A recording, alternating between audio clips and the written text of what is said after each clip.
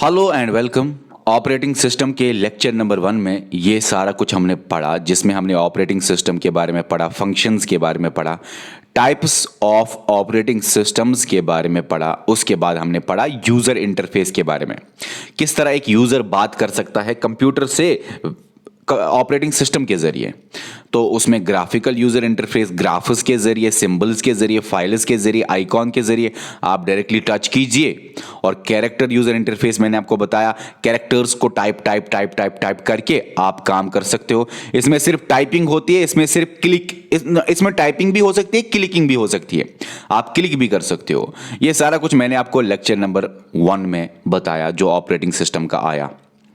इस lecture number 2 में हम पढ़ेंगे डेस्कटॉप वाले इंपॉर्टेंट ऑपरेटिंग सिस्टम्स, मोबाइल वाले इंपॉर्टेंट ऑपरेटिंग सिस्टम्स, और फिर आप कुछ मल्टीपल चॉइस क्वेश्चंस कीजिए। ओके, अब हम आते हैं अपने सेकंड लेक्चर पे, जो कि है ऑपरेटिंग सिस्टम का सेकंड लेक्चर। और हम पढ़ेंगे इस लेक्चर में एग्जाम्पल्स ऑफ ऑपरेटिंग सिस्टम या इंपॉर्टेंट ऑपरेटिंग सिस्टम्स। पहले हम पढ़ेंगे डेस्कटॉप वाले, उसके बाद मोबाइल वाले। तो याद रख लीजिए, पहले नंबर पे एग्जाम्पल है ऑपरेटिंग सिस्टम की डेस्कटॉप में विंडोज का इनिशियल रिलीज 1985 में हुआ है। उतना इंपॉर्टेंट नहीं है, भूल जाना चाहते हो तो भूल जाइए इस बात को, आपकी मर्जी। तो विंडोज जो है वो क्या है उसके बारे में देखेंगे। विंडोज ग्राफिकल यूजर इंटरफेस पे काम करता है। आपने पढ़ा कैरेक्टर यूजर इंटरफेस और graphical user interface lecture number 1 में, वो देख लीजिए ऑपरेटिंग सिस्टम का। और ये भी आपने देखा ग्राफिकल यूजर इंटरफेस अगर है तो इजी टू यूज है, विंडोज से काम आसान हुआ, इससे पहले काम थोड़ा सा मुश्किल था। अब ग्राफिकल यूजर इंटरफेस पे काम करता है, ये भी ग्राफिकल यूजर इंटरफेस पे काम करता है, ये भी ग्राफिकल यूजर इंटरफेस पे काम करता है, ये करता है कैरेक्टर यूजर इंटरफेस पे काम, ये भी करता है कैरेक्टर यूजर इंटरफेस पे काम। तो याद रख लेना, Unix character user interface, MS DOS character user interface, ये दो operating system character user interface पे काम करते हैं। वो कैरेक्टर क्या होता है, ग्राफिकल क्या होता है, इससे पहला लेक्चर देख लीजिए। Graphical graphical graphical, okay, easy to use, easy to use, easy to use, difficult to use, sorry ये भी इजी टू यूज, ग्राफिकल ये भी है, डिफिकल्ट टू यूज और डिफिकल्ट टू यूज, ठीक है। अच्छा, ये दोनों ज्यादा फास्ट, ये स्लो। ये मैं क्या बोल रहा हूं उस बच्चे को ही समझ आएगा जिसने ग्राफिकल यूजर इंटरफेस और कैरेक्टर यूजर इंटरफेस की डिफरेंस देखी हुई है। ऊपर वाले स्लो है, नीचे वाले फास्ट है, ठीक है। ये वाले स्लो और नीचे वाले फास्ट, ये बता दिया। चलो अब आप खुद ही अंदाजा लगाइए ग्राफिकल यूजर इंटरफेस में क्या है और कैरेक्टर यूजर इंटरफेस में क्या है, और ऐड कीजिए पॉइंट। अब ये graphical user interface easy to use है, लेकिन विंडोज को डेवलप किसने किया? माइक्रोसॉफ्ट ने। इसीलिए बोलते हैं ना एमएस विंडोज, माइक्रोसॉफ्ट विंडोज। अब विंडोज को पहले डेवलप किया माइक्रोसॉफ्ट ने, लेकिन ये भी याद रखना और भी कुछ कंपनियां थी जिन्होंने विंडोज के नाम से निकाले अपने अपने कंपनी, जैसे डॉक विंडोज था एक, इसी तरह अलग अलग टाइप के विंडोज आया करते थे। ठीक है, यहां तक समझ आया? अब समझने वाली बात यह है कि माइक्रोसॉफ्ट विंडोज इसलिए बोलते हैं क्योंकि डेवलप किया माइक्रोसॉफ्ट कंपनी ने। देखो और भी कुछ विंडोज और भी कहीं से आए थे, जैसे Windows ME, Windows NT, Windows XP, Windows इसी तरह, ठीक है। तो आपको याद रखना है कि विंडोज को किसने डेवलप किया? माइक्रोसॉफ्ट ने। याद रखा? ओके। उसके बाद यह भी आपको याद रखना है माइक्रोसॉफ्ट का फाउंडर कौन है, यह भी आता है कभी कभी, बिल गेट्स और पॉल एलन और बिल गेट्स माइक्रोसॉफ्ट का फाउंडर है। अब बहुत इंटरेस्टिंग बात है, विंडोज क्लोज्ड सोर्स सॉफ्टवेयर है। बहुत सारे बच्चे सोचते हैं ये क्लोज्ड सोर्स सॉफ्टवेयर का मतलब होता है जो फ्री नहीं है, और ओपन सोर्स सॉफ्टवेयर का मतलब होता है जो फ्री है। भाई ये गलत है, ये डेफिनेशन ही गलत है। क्लोज्ड सोर्स सॉफ्टवेयर का मतलब ये नहीं है कि वो फ्री नहीं है, और ओपन सोर्स सॉफ्टवेयर का मतलब, ओपन सोर्स सॉफ्टवेयर या ओपन यहां पे भी लिखा है, ओपन सोर्स सॉफ्टवेयर का मतलब ये नहीं है कि वो फ्री है। ऐसा कुछ नहीं है, फ्री और नॉन फ्री कुछ नहीं है, लेकिन डिफरेंस समझिए, ये हमें अलग से कल पढ़ना भी है। क्लोज्ड सोर्स सॉफ्टवेयर, उसमें क्लोज्ड सोर्स कोड होता है, क्लोज्ड सोर्स कोड होता है। सोर्स कोड नहीं मिलता सबको, बंद होता है सोर्स कोड। सोर्स कोड हर एक के लिए अवेलेबल नहीं होता। जिसने इसको बनाया प्रोग्राम को, सॉफ्टवेयर को, उसी के पास होगा सोर्स कोड और किसी के पास नहीं होगा। ये है क्लोज्ड सोर्स। ये नहीं समझना ये फ्री नहीं है, ये नहीं समझना। हाँ, closed source software mostly free होते हैं, लेकिन मोस्टली कुछ ऐसे हैं। यहां पे आपके सवाल भी आया था ये एक बार, IBPS में शायद आया था ये सवाल। यहां पे सब बच्चों को लगा था ये क्लोज्ड सोर्स सॉफ्टवेयर होगा, ठीक है ना। यहां पे सब बच्चों को लगा कि ये फ्री सोर्स सॉफ्टवेयर है। तो याद रखना सवाल ऐसे आया था, फ्रीवेयर जो कि फ्री मतलब आप आराम से इसको यूज कर सकते हो। क्या वो क्लोज्ड सोर्स सॉफ्टवेयर क्या ओपन सोर्स है? याद रखना वो क्लोज्ड सोर्स सॉफ्टवेयर है। इसलिए याद रखना फ्री सॉफ्टवेयर का मतलब ये नहीं है कि वो ओपन है, और क्लोज्ड सॉफ्टवेयर का मतलब ये नहीं है कि वो फ्री नहीं है। क्लोज्ड सॉफ्टवेयर का मतलब ये नहीं होता कि वो पेड ही है। ओपन सॉफ्टवेयर का मतलब ये नहीं होता कि वो फ्री है। डिफरेंसेस है, मैं आपको बताऊंगा, आगे भी ये पढ़ना है वैसे। तो क्लोज्ड सोर्स सॉफ्टवेयर जो है वो एक ऐसा सॉफ्टवेयर है जिसका सोर्स कोड क्लोज्ड है, बंद है। ये सोर्स कोड फ्रीली अवेलेबल नहीं है। सोर्स कोड होता है वो कोड जिस पे ये प्रोग्राम बनाया गया, वो बुकलेट, वो इंस्ट्रक्शंस, वो मैनुअल, वो फंडामेंटल्स, वो पिलर्स, वो बेसिक चीजें जिनसे सॉफ्टवेयर बना, उसको बोलते हैं सोर्स कोड। लेकिन क्लोज्ड सोर्स सॉफ्टवेयर अगर किसी ने बनाया तो वो सोर्स कोड छुपा हुआ रखता है, जिससे उसने सॉफ्टवेयर बनाया, डेवलप जिस तरह से सॉफ्टवेयर किया, वो कोड वो किसी को नहीं देता। जब वो किसी को वो कोड नहीं देता तो उस सॉफ्टवेयर में कोई चेंज नहीं ला सकता।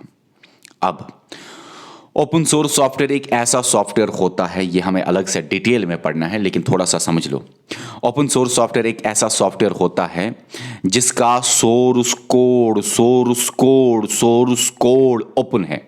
ये नहीं सोचना कि जो सॉफ्टवेयर फ्री है, हां, जिसका सोर्स कोड फ्रीली अवेलेबल है, जिसका सोर्स कोड फ्रीली अवेलेबल है, लेकिन वो पेड भी हो सकता है। सॉफ्टवेयर आप लाओगे पेड 1000 रुपए में, लेकिन उसका सोर्स कोड आपको फ्रीली मिलेगा। उसका मैनुअल कैसे बनाया गया, इंस्ट्रक्शन सेट कैसे बनाया गया, फंडामेंटल्स, उसके पिलर्स, उसके किस तरह उस सॉफ्टवेयर को बनाया गया। और अगर आपके हाथ में सोर्स कोड आता है, चाहे वो पेड वाला पे करके भी आपको आया, लेकिन सोर्स कोड फ्रीली अवेलेबल होना चाहिए, उसको बोलते हैं ओपन सोर्स सॉफ्टवेयर। और ओपन सोर्स सॉफ्टवेयर में जब सोर्स कोड आपके हाथ में आता है तो आप उस सॉफ्टवेयर में चेंजेस ला सकते हो, आप उस सॉफ्टवेयर को डेवलप कर सकते हो, आप डेवलपर बन सकते हो और उस पर काम कर सकते हो, क्योंकि आपके हाथ में वो मैनुअल है जिससे वो सॉफ्टवेयर बना। यहाँ पे वो मैनुअल किसी को नहीं देता, यहाँ पे वो मैनुअल देता है जिसके पास भी सॉफ्टवेयर आए ओपन सोर्स सॉफ्टवेयर, उसके पास ओपन सोर्स कोड भी आता है। जिसके पास क्लोज्ड सोर्स सॉफ्टवेयर आता है उसके पास सोर्स कोड अवेलेबल नहीं होता, उसको सोर्स कोड नहीं मिलता, ठीक है। अच्छा, तो ये फ्री भी हो सकता है, ये पेड भी हो सकता है। कंफ्यूजन नहीं होना चाहिए कि ये पेड ही है, ना, ये फ्री भी हो सकता है। कंफ्यूजन नहीं होना चाहिए कि ये ओपन है तो फ्री है, ना, ये पेड भी हो सकता है, ठीक है। अच्छा, पेड होगा लेकिन सोर्स कोड फ्रीली अवेलेबल होगा। ये पेड भी हो सकता है और नॉन पेड भी हो सकता है। ये फ्री भी हो सकता है, मतलब नॉन पेड, और पेड भी हो सकता है, मगर इसमें सोर्स कोड नहीं मिलता। चलो, ये आपने याद रखा, ठीक है। सोर्स कोड वोर्स कोड के बारे में हम पढ़ेंगे नेक्स्ट लेक्चर में, हमको पढ़ना है। ओपन सोर्स सॉफ्टवेयर आपके सिलेबस में है तो देख लेंगे अच्छी तरह। तो विंडोज़ जो है ग्राफिकल यूजर इंटरफेस के काम करता है, इजी है, डेवलप इसको किया माइक्रोसॉफ्ट ने। माइक्रोसॉफ्ट का फाउंडर कौन? आपके सामने। और विंडोज क्लोज्ड सोर्स सॉफ्टवेयर है, ये बहुत बार एग्जाम में आया हुआ है। विंडोज क्लोज्ड है कि ओपन है? क्लोज्ड सोर्स सॉफ्टवेयर है। क्लोज्ड सोर्स सॉफ्टवेयर को बोलते हैं प्रोप्राइटरी सॉफ्टवेयर भी। प्रोप्राइटरी सॉफ्टवेयर का मतलब यहां पे सोर्स कोड वो फ्रीली अवेलेबल नहीं करता, यहां पे वो सारा कुछ अपने पास ही रखना चाहता है। जो भी उसने काम किया, सोर्स कोड को बना के प्रोग्राम बनाया, वो फ्रीली अवेलेबल नहीं देना चाहता, वो अपने पास रखना चाहता है, ठीक है। अगर वो कोई करेगा फ्रीली अवेलेबल तो उसके ऊपर पेटेंट लगेगा या कॉपीराइट उसके ऊपर लगेगा। तो आप याद रखो, प्रोप्राइटरी सॉफ्टवेयर भी इसको बोलते हैं, किसको? क्लोज्ड सोर्स सॉफ्टवेयर को। आपके सामने ये विंडोज़ का लोगो है, विंडोज़ का लोगो आपके सामने।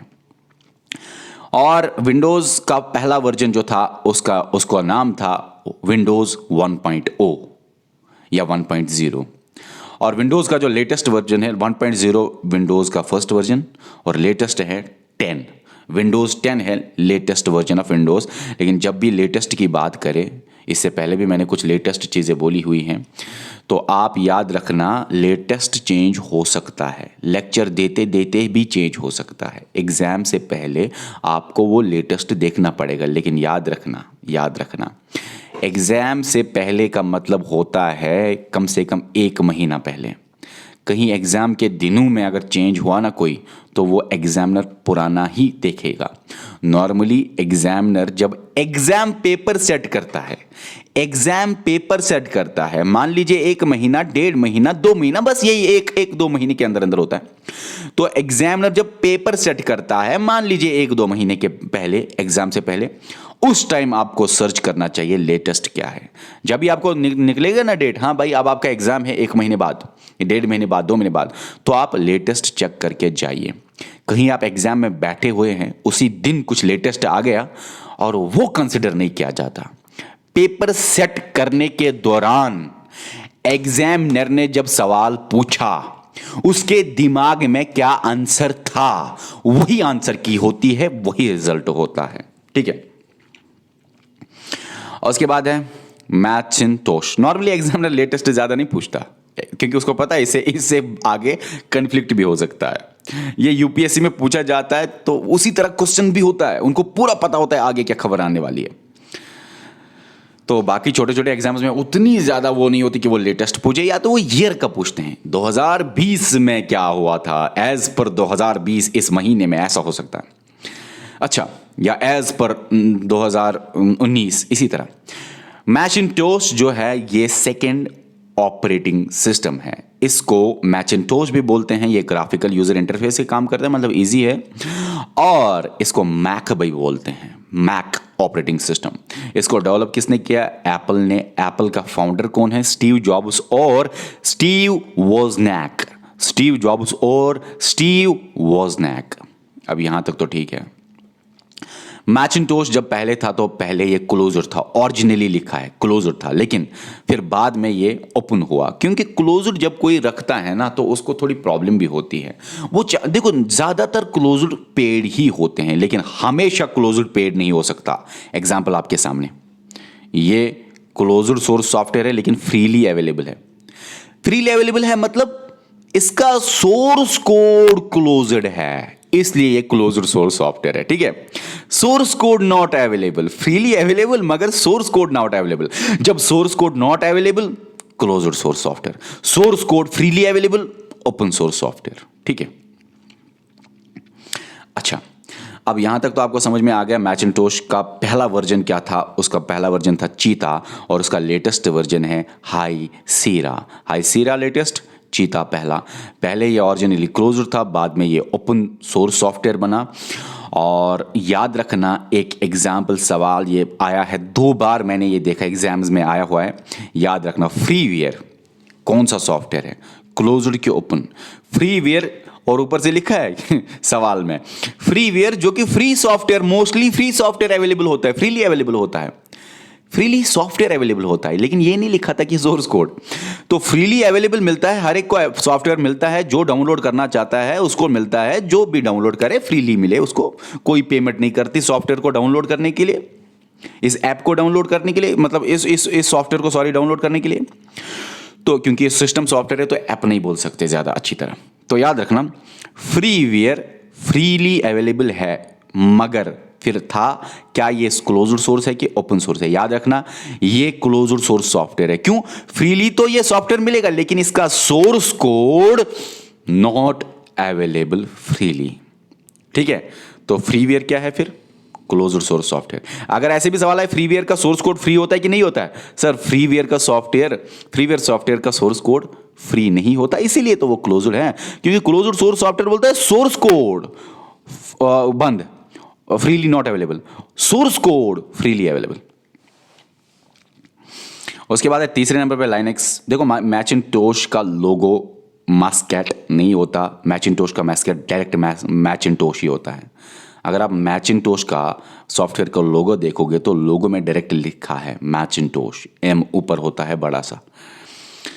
उसके बाद है लाइनेक्स। लाइनेक्स का मैस्केट ये है, लाइनेक्स नहीं है, ये शक्ल आप देख कीजिए। इसको बोलते हैं टुक्स, TUX टुक्स। ये एक जानवर है टुक्स, पेंजियन की तरह लगता है ना।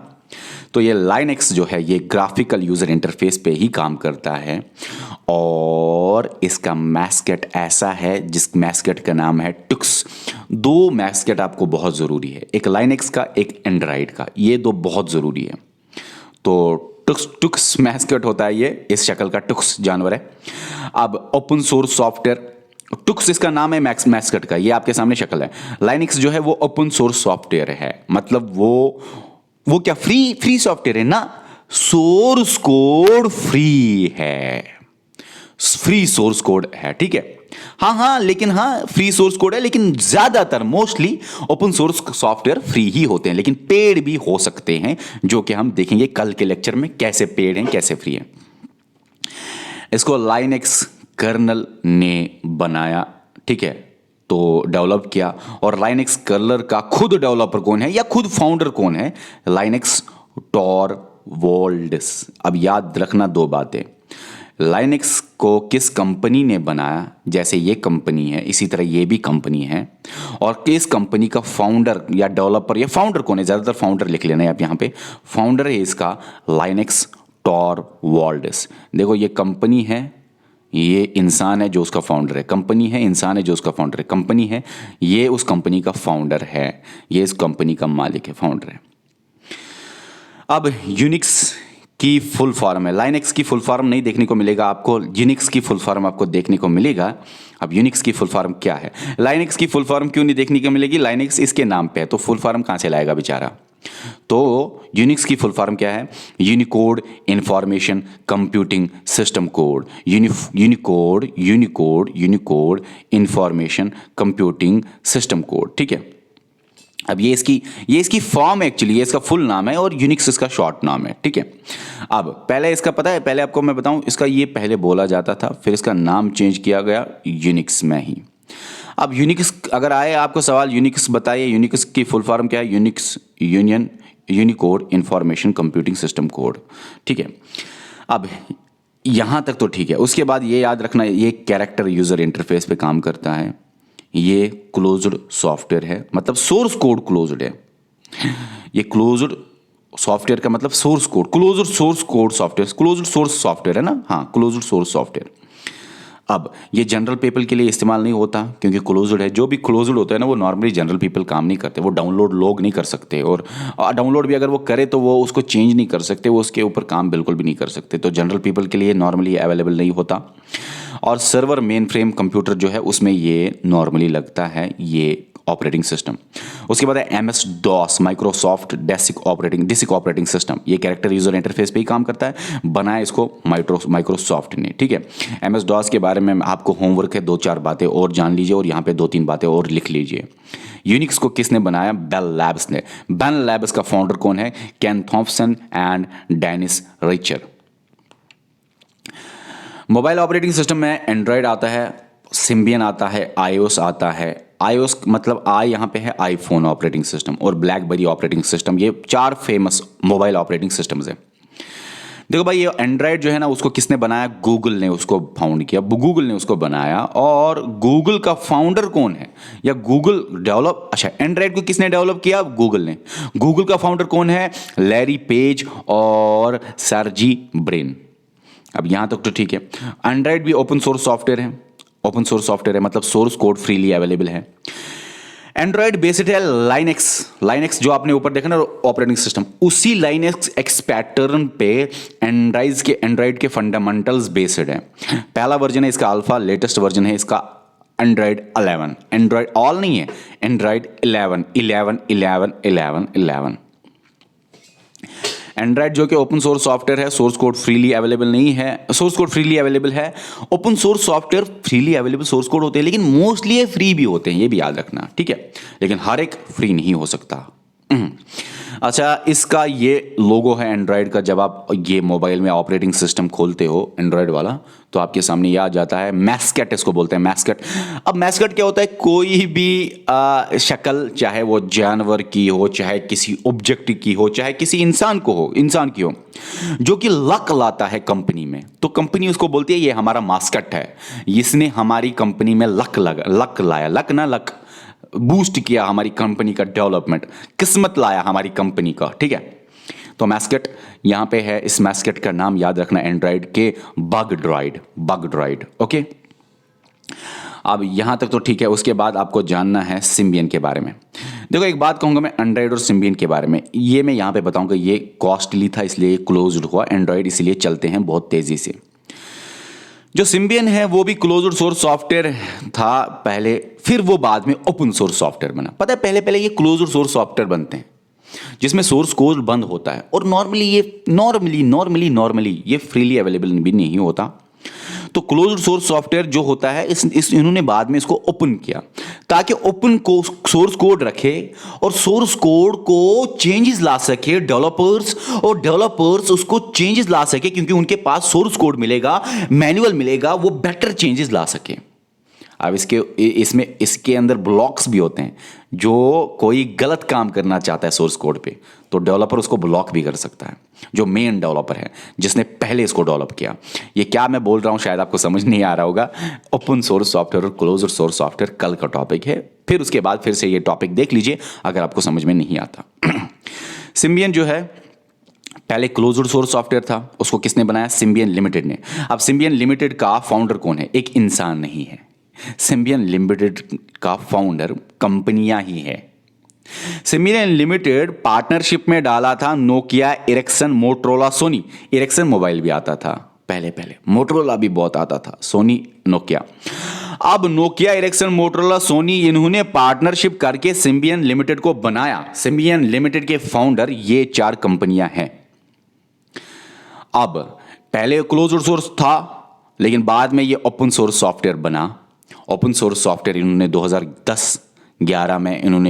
से 11 में इन्होंने बीच में ओपन सोर्स सॉफ्टवेयर, अपने क्लोज्ड सोर्स सॉफ्टवेयर को कन्वर्ट किया ओपन सोर्स सॉफ्टवेयर में। सिम्बियन फिर बाद में बना ओपन सोर्स सॉफ्टवेयर। अगर सवाल आए ओरिजिनली सिम्बियन क्या था? Closed source software. 2010-11 के बाद सिम्बियन क्या था? Open source software. अब याद रखना, सिम्बियन बंद हो गया, डिसकंटिन्यू हुआ 2013 के बाद, ये चलना बंद ही हो गया, खत्म ही हो गया सिम्बियन। क्यों हो गया खत्म सिम्बियन? याद रखना है आपको, ये कॉस्टली था, ये बहुत महंगा था, बहुत ज्यादा महंगा था, इसलिए ये बंद हुआ। अब ये बहुत ज्यादा महंगा था और ऊपर से पहला सोर्स कोड भी अवेलेबल नहीं होता था, जो कि बाद में डेवलपर अच्छी तरह इस पे काम ना करें, जो भी डेवलपर्स होते हैं वो अच्छी तरह काम ना करें। फॉर एग्जाम्पल, मैंने पिज्जा बनाया। क्या बनाया? Pizza, okay. लेकिन पिज्जा किस तरह बनाता है उसको बोलते हैं जीरो सोर्स कोड। पिज्जा का मैन्युअल उसको बोलते हैं जीरो सोर्स कोड। मैंने पिज्जा किस तरह से बनाया, मैंने वो बंद रखा, मैंने किसी को नहीं दिखाया, ये है क्लोज्ड सोर्स। अगर मैंने हर एक को बताया मैन्युअल, हाँ ऐसे बनाया, वो है ओपन सोर्स। और ओपन सोर्स लोग पढ़ते हैं पिज्जा कैसे बना। पिज्जा में वो बोल सकते हैं sir sir sir sir sir आप इसमें आलू भी डालिए, और मुझे अगर अच्छा लगा, जिसने इसको ओरिजिनली डेवलप किया, वो इस पिज्जा में आलू डाल के मजा ज्यादा बन सकता है। तो ये सॉफ्टवेयर डेवलप हो रहा है, इसलिए मैं बोल रहा हूं ओपन सोर्स सॉफ्टवेयर में डेवलपर्स डेवलपमेंट दे सकते हैं सॉफ्टवेयर को। फॉर एग्जाम्पल, और एक बंदा है, उसने बोला सर सर सर पिज्जा में आप थोड़े से ड्राई फ्रूट्स भी डाल लीजिए। मेरे पास ये इंफॉर्मेशन आ गई, जिसने ये पिज्जा का ओरिजिनली मैनुअल बनाया, जिसने पिज्जा का सोर्स कोड ओपन रखा, तो उसने बोला ड्राई फ्रूट मैं चेक करूंगा क्या ये सही है कि नहीं है। अगर वो गलत बोलता है तो ब्लॉक करूंगा मैं उसको, उसकी इंफॉर्मेशन को ऐड नहीं होने दूंगा, ब्लॉक करूंगा उसको। हम पढ़ेंगे उनको क्या बोलते हैं, रिवर्स गेटवेज। देखो मैं क्या बोलूंगा, मैं बोलूंगा ओहो हो बहुत जबरदस्त पिज्जा में अब ड्राई फ्रूट्स भी ऐड होंगे, मैं इसका एक्सेप्ट करूंगा, तो पिज्जा और डेवलप हो गया। ओपन सोर्स सॉफ्टवेयर में लोगों के, डेवलपर्स के बेस्ट अल्टरनेटिव राय मिलते हैं, बेस्ट रिकमेंडेशंस मिलते हैं, तो ओपन सोर्स सॉफ्टवेयर डेवलप होता है। इसीलिए एंड्रॉयड डेवलप हो रहा है, फीचर्स बढ़ रहे हैं, डेवलपमेंट हो रहा है। सिम्बियन जो है वो बंद हुआ क्योंकि वो क्लोज्ड सोर्स सॉफ्टवेयर है। इसीलिए पहले जो थे पहले क्लोज्ड थे, फिर बाद में ओपन करते थे। पहले जो आपने ऊपर भी देखा क्लोज्ड थे, फिर बाद में ओपन करते, बोलते अरे भाई ये राइट में देता हूं लोगों को कि वो इसको पढ़े और देखे किस तरह सॉफ्टवेयर बनाए, ताकि वो चेंजेस लाए। बेस्ट वाले चेंजेस मैं एक्सेप्ट करूंगा, नेगेटिव चेंजेस मैं रिजेक्ट करूंगा। सिम्बियन जो है उसको डिसकंटिन्यू किया गया, रीजन क्या है? वो कॉस्टली बना, क्योंकि दो रीजन है यहां पे, और एक रीजन भी लिख लेना प्लीज। एक तो वो क्लोज्ड सोर्स सॉफ्टवेयर था तो डेवलप अच्छी तरह नहीं होता था, और वो कॉस्टली भी था। क्यों? क्योंकि वो फ्रीली भी अवेलेबल नहीं था। पता है जब सिम्बियन बना तो सिम्बियन सॉफ्टवेयर फॉर एग्जांपल अगर 1000 रुपए का सॉफ्टवेयर है तो आपका मोबाइल कितने का बना? 5000 का। हार्डवेयर वार्डवेयर का खर्चा, input output processing devices memory 5000, 5000 plus 1000 कितना हुआ? 6000। तो 6000 इसका, या 2000 का अगर ये हुआ तो 7000, 3000 अगर ये हुआ तो 8000। तो 8000 का मोबाइल था तो महंगा होता था। सिम्बियन ने एक तो सोर्स कोड भी क्लोज रखा था, ऊपर से ये फ्रीली अवेलेबल भी नहीं था, ये पेड था ये सिम्बियन वाला सॉफ्टवेयर, जो भी मोबाइल कंपनी इसको इस्तेमाल करे सिम्बियन को। चलो उसके बाद आपको याद रखना है फर्स्ट वर्जन इसका है EPOC, लेटेस्ट वर्जन है इसका नोकिया बेली 2012। नोकिया बेली 2012 इसका लेटेस्ट वर्जन इसलिए क्योंकि 2012 के बाद ये बंद हुआ, कोई लेटेस्ट वर्जन आया नहीं, तो ये थोड़ा सा इंपॉर्टेंट बन जाता है नोकिया बेली 2012। अब मोटरोला, नोकिया, ये पहले ऐसे मोबाइल्स होते थे जो सिम्बियन यूज़ करते थे। सिम्बियन पहले मोबाइल्स में यूज़ होता था, एंड्रॉइड आजकल मोबाइल्स में यूज़ होता है, ये तो बीच बीच में मोबाइल्स में यूज़ होता रहता है। लेकिन सिम्बियन पहले वाले मोबाइल्स, मोटरोला, नोकिया, एरिक्सन, ये सिम्बियन पहले यूज़ होता था इनमें। एरिक्सन भी याद रखना, ठीक है, सोनी भी। अब एंड्रॉइड आजकल आपको पता ही है एंड्रॉइड चल रहा है, सिम्बियन पहले चलता था, अब ये बंद क्यों होगा? क्योंकि कॉस्टली ज़्यादा बनता था और ऊपर से डेवलप भी नहीं होता था, क्लोज्ड रखा था source code. iOS iPhone operating system, इसको डेवलप किसने किया? इसको किसने बनाया, डेवलप किसने किया? Apple incorporation. INC का मतलब होता है इनकॉर्पोरेशन, ठीक है। आपने पढ़ा होगा ये कॉर्पोरेशन, इनकॉर्पोरेशन और ये बाकी चीज़ें क्या फ़र्क है इसमें, ये वरना इकोनॉमिक्स का क्लास चला जाएगा। देखो भाई, आईफोन ऑपरेटिंग सिस्टम को किसने डेवलप किया? एप्पल इनकॉर्पोरेशन ने। और एप्पल इनकॉर्पोरेशन का मालिक कौन है बताओ? मैं नहीं बताऊंगा, आप खुद बताइए एप्पल इनकॉर्पोरेशन का मालिक कौन है। एक जगह मैंने लिखा हुआ है एप्पल का मालिक कौन है, बताओ। कहाँ गए मैकिन्टोश, कहाँ गए? हाँ ये है मैकिन्टोश सर, मैकिन्टोश भी एप्पल ने बनाया, और वो भी ये है स्टीव जॉब्स और स्टीव वोजनैक, ठीक है। अब यहां तक तो ठीक है, हाँ यहां तो लिखा है ना स्टीव जॉब्स एंड स्टीव वोजनैक। अब ये क्लोज्ड सोर्स सॉफ्टवेयर है, ओपन सोर्स सॉफ्टवेयर नहीं है, ये इसका पहला वर्जन, लेटेस्ट वर्जन बिल्कुल इंपॉर्टेंट नहीं है, भूल जाओ इसको भूल जाओ और इसको भूल जाओ, बिल्कुल इंपॉर्टेंट नहीं है। याद रखना और याद रखना, इसका लेटेस्ट और फर्स्ट याद नहीं रखना, बिल्कुल इंपॉर्टेंट नहीं है। अब ब्लैकबेरी OS जो है वो क्लोज्ड सोर्स सॉफ्टवेयर है, इसकी तरह क्लोज्ड सोर्स सॉफ्टवेयर है, ब्लैकबेरी कंपनी ने, ब्लैकबेरी लिमिटेड ने उसको बनाया, और माइक लाजरडिस और डॉगलास फ्रेगिन उसके दो फाउंडर हैं। इस कंपनी के फाउंडर ये इंसान दो हैं, ठीक है। ओके, समझ आ रहा है कि नहीं आ रहा? ओके, जिस तरह एप्पल के फाउंडर ये इंसान दो थे, एक स्टीव जॉब्स और वोजनैक। अब यहां तक आपको समझ में आ गया। इन चार में से बताइए मुझे ओपन सोर्स सॉफ्टवेयर कौन है? एंड्रॉइड। इसीलिए ये डेवलप होता रहता है, अच्छी बातें आती हैं, ये रिजेक्ट कर सकता है जो कोई नेगेटिव पॉइंट डालना चाहता है एंड्रॉइड में। तो ये आपके सामने कुछ क्वेश्चंस हैं, इनको आप कीजिए तो ठीक है, आपका ये ऑपरेटिंग सिस्टम पूरी तरह खत्म हो गया। अब MS-DOS के बारे में थोड़ा सा आप पहले पता है, पहले MS-DOS से सवाल आते थे, बहुत ज़्यादा सवाल आते थे MS-DOS से। अब नहीं आते MS-DOS से सवाल, रीज़न ये है क्योंकि MS-DOS पुराना वर्जन है, ख़त्म हो गया MS-DOS। लेकिन आपको मैंने यहाँ पे 2-4 पॉइंट्स जानने की होमवर्क रखी, आप देख लीजिए। सवाल अब नहीं आता, पहले आते थे MS-DOS से सवाल। Okay bye. और ऊपर से ये भी बताना चाहूँगा, MS-DOS अलग से भी पढ़ना होता है थोड़ा डिटेल में, लेकिन यहाँ पे बिल्कुल इंपॉर्टेंट इसलिए नहीं है क्योंकि आपके सिलेबस में ऑपरेटिंग सिस्टम का नाम है ही नहीं। ऑपरेटिंग सिस्टम का डायरेक्ट नाम आता है ना, तो MS-DOS अच्छी तरह पढ़ना होता है। ऑपरेटिंग सिस्टम का नाम आता ही नहीं, वहाँ पे लिखा है सिर्फ और सिर्फ सॉफ्टवेयर, और सॉफ्टवेयर के अंदर में आपको ऑपरेटिंग सिस्टम अलग से पढ़ा रहा हूँ, ठीक है। तो MS-DOS उतना इंपॉर्टेंट टॉपिक नहीं बनता। Okay bye.